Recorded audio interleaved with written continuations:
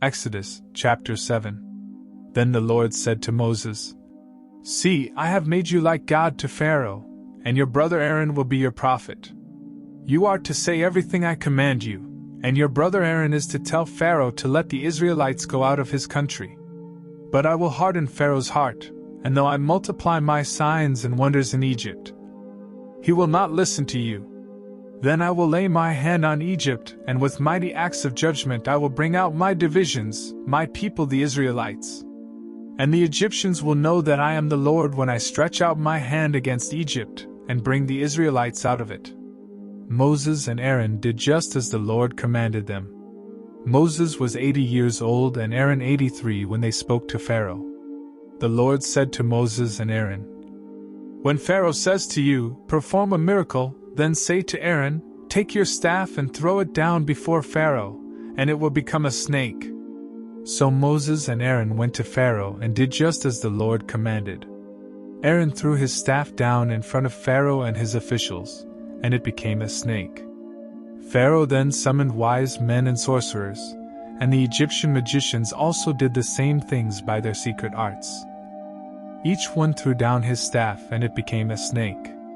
But Aaron's staff swallowed up their staffs. Yet Pharaoh's heart became hard and he would not listen to them, just as the Lord had said. Then the Lord said to Moses, "Pharaoh's heart is unyielding, he refuses to let the people go. Go to Pharaoh in the morning as he goes out to the river. Confront him on the bank of the Nile, and take in your hand the staff that was changed into a snake. Then say to him, 'The Lord, the God of the Hebrews, has sent me to say to you, let my people go, so that they may worship me in the wilderness. But until now you have not listened. This is what the Lord says, by this you will know that I am the Lord. With the staff that is in my hand I will strike the water of the Nile, and it will be changed into blood. The fish in the Nile will die, and the river will stink. The Egyptians will not be able to drink its water." The Lord said to Moses, "Tell Aaron, take your staff and stretch out your hand over the waters of Egypt, over the streams and canals, over the ponds and all the reservoirs, and they will turn to blood. Blood will be everywhere in Egypt, even in vessels of wood and stone." Moses and Aaron did just as the Lord had commanded. He raised his staff in the presence of Pharaoh and his officials and struck the water of the Nile, and all the water was changed into blood. The fish in the Nile died, and the river smelled so bad that the Egyptians could not drink its water. Blood was everywhere in Egypt. But the Egyptian magicians did the same things by their secret arts, and Pharaoh's heart became hard. He would not listen to Moses and Aaron, just as the Lord had said. Instead, he turned and went into his palace, and did not take even this to heart. And all the Egyptians dug along the Nile to get drinking water, because they could not drink the water of the river. 7 days passed after the Lord struck the Nile.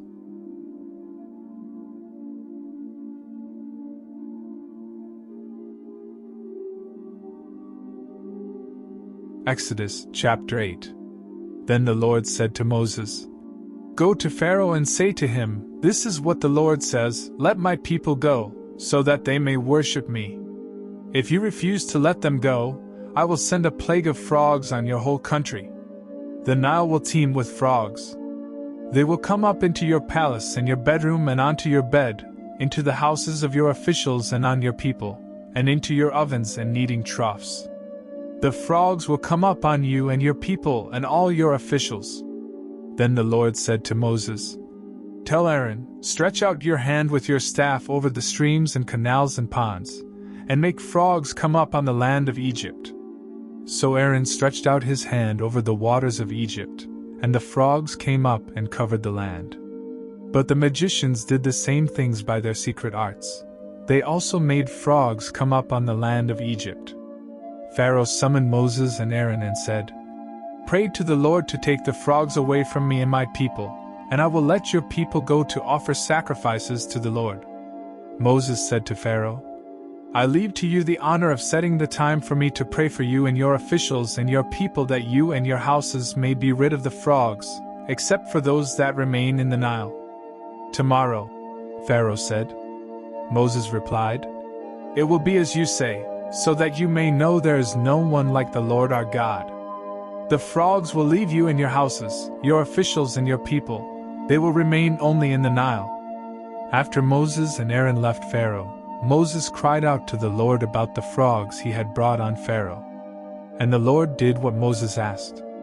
The frogs died in the houses, in the courtyards and in the fields.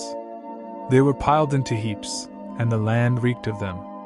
But when Pharaoh saw that there was relief, he hardened his heart, and would not listen to Moses and Aaron, just as the Lord had said. Then the Lord said to Moses, "Tell Aaron, stretch out your staff and strike the dust of the ground, and throughout the land of Egypt the dust will become gnats." They did this, and when Aaron stretched out his hand with the staff and struck the dust of the ground, gnats came on people and animals. All the dust throughout the land of Egypt became gnats. But when the magicians tried to produce gnats by their secret arts, they could not, since the gnats were on people and animals everywhere. The magicians said to Pharaoh, "This is the finger of God." But Pharaoh's heart was hard and he would not listen, just as the Lord had said. Then the Lord said to Moses, "Get up early in the morning and confront Pharaoh as he goes to the river and say to him, 'This is what the Lord says, let my people go, so that they may worship me. If you do not let my people go, I will send swarms of flies on you and your officials, on your people and into your houses. The houses of the Egyptians will be full of flies, even the ground will be covered with them. But on that day I will deal differently with the land of Goshen, where my people live. No swarms of flies will be there, so that you will know that I, the Lord, am in this land. I will make a distinction between my people and your people. This sign will occur tomorrow." And the Lord did this. Dense swarms of flies poured into Pharaoh's palace and into the houses of his officials. Throughout Egypt the land was ruined by the flies. Then Pharaoh summoned Moses and Aaron and said, "Go, sacrifice to your God here in the land." But Moses said, "That would not be right. The sacrifices we offer the Lord our God would be detestable to the Egyptians. And if we offer sacrifices that are detestable in their eyes, will they not stone us? We must take a 3-day journey into the wilderness to offer sacrifices to the Lord our God, as he commands us." Pharaoh said, "I will let you go to offer sacrifices to the Lord your God in the wilderness, but you must not go very far. Now pray for me." Moses answered, "As soon as I leave you, I will pray to the Lord, and tomorrow the flies will leave Pharaoh and his officials and his people. Only let Pharaoh be sure that he does not act deceitfully again by not letting the people go to offer sacrifices to the Lord." Then Moses left Pharaoh and prayed to the Lord. And the Lord did what Moses asked. The flies left Pharaoh and his officials and his people. Not a fly remained.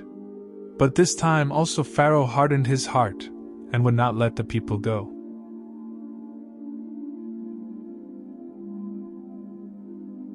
Matthew chapter 13. That same day Jesus went out of the house and sat by the lake. Such large crowds gathered around him that he got into a boat and sat in it, while all the people stood on the shore. Then he told them many things in parables, saying, "A farmer went out to sow his seed. As he was scattering the seed, some fell along the path, and the birds came and ate it up.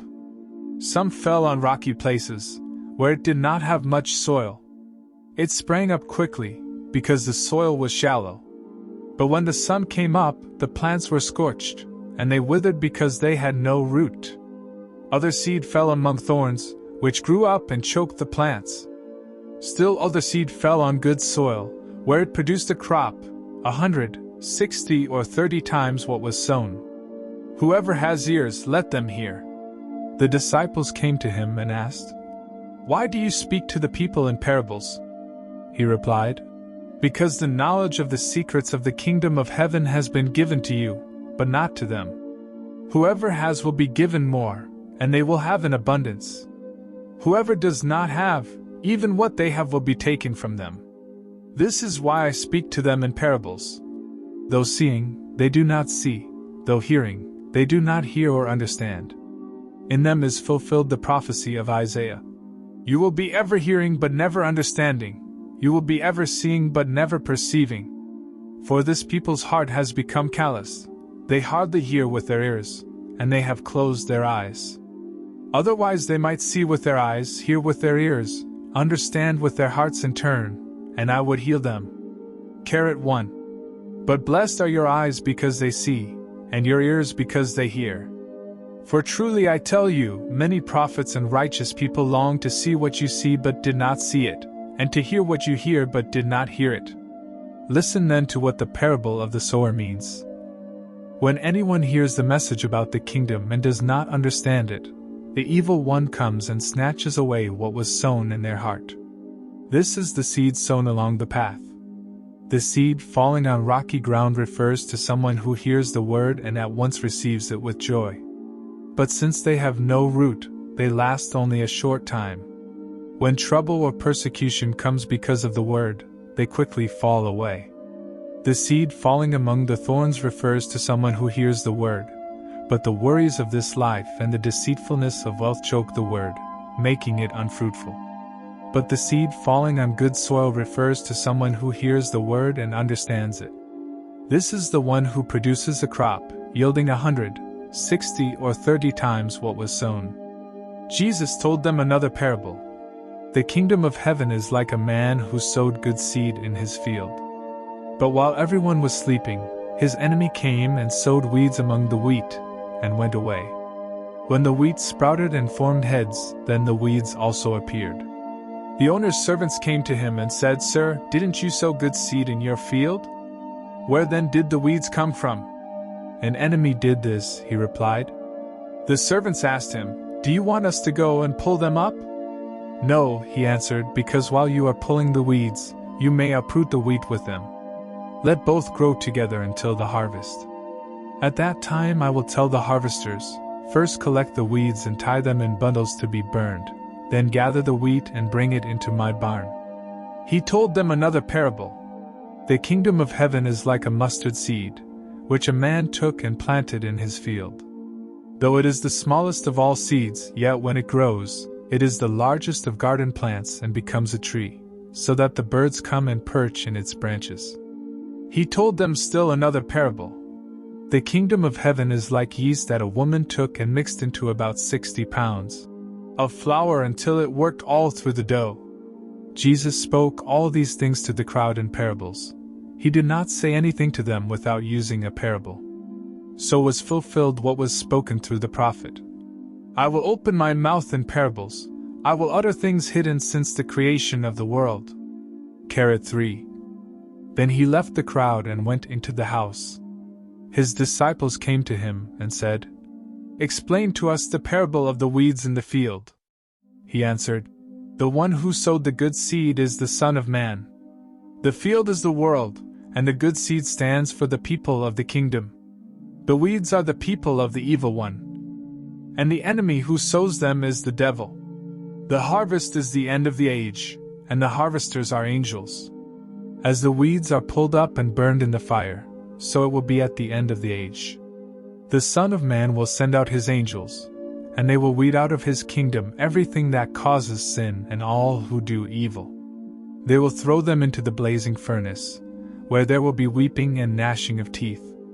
Then the righteous will shine like the sun in the kingdom of their Father. Whoever has ears, let them hear. The kingdom of heaven is like treasure hidden in a field. When a man found it, he hid it again, and then in his joy went and sold all he had and bought that field. Again, the kingdom of heaven is like a merchant looking for fine pearls. When he found one of great value, he went away and sold everything he had and bought it. Once again, the kingdom of heaven is like a net that was let down into the lake and caught all kinds of fish.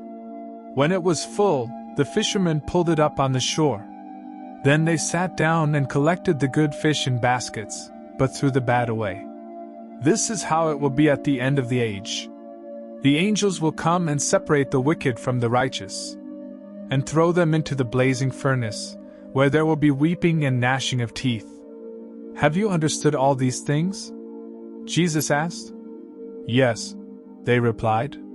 He said to them, Therefore every teacher of the law who has become a disciple in the kingdom of heaven is like the owner of a house who brings out of his storeroom new treasures as well as old." When Jesus had finished these parables, he moved on from there. Coming to his hometown, he began teaching the people in their synagogue, and they were amazed. "Where did this man get this wisdom and these miraculous powers?" they asked. "Isn't this the carpenter's son? Isn't his mother's name Mary? And aren't his brothers James, Joseph, Simon, and Judas? Aren't all his sisters with us? Where then did this man get all these things?" And they took offense at him. But Jesus said to them, "A prophet is not without honor except in his own town and in his own home." And he did not do many miracles there because of their lack of faith.